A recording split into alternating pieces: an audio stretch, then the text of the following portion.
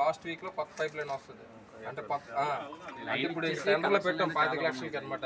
దీనికి కింద లైన్ కి మన నూకలంతల గుడి దగ్గర నుంచి ఇంతవరకు నెక్స్ట్ బ్రిడ్జ్ అవతలకి డైరెక్ట్గా ఏంటంటే మీకు ఇటువైపు పాలతో మరి రాదు వాటర్. ఎందుకంటే అప్పుడు చెప్పినప్పుడు చెప్పారు బ్రిడ్జ్ నుంచి మీ పోల్ చూపించారనమాట ఇంతవరకు వాటర్ రావట్లేదు.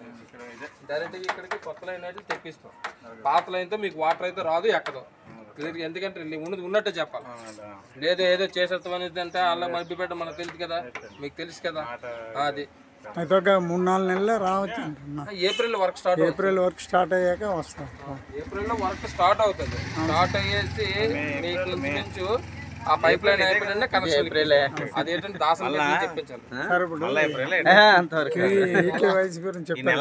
చెప్పండి సార్. ఈ నెలాఖరులో ప్రశాంత్ నగర్ వాస్తువులు ఎవరైతే ఉన్నారో, ఎవరైతే వైట్ రేషన్ కార్డు హోల్డర్స్ ఉన్నారో వాళ్ళ యొక్క పిల్లలు 6 సంవత్సరాల నుంచి 12 సంవత్సరాల వరకు ఉన్న పిల్లలైనా, లేకపోతే ఎవరికైతే ఇంతవరకు quota card white ration card రాలేదో వాళ్ళందరూ కూడా కోటా దగ్గరికి వెళ్ళి ఈకేవైసీ చేయించుకోవాల్సింది కోరుతున్నాం.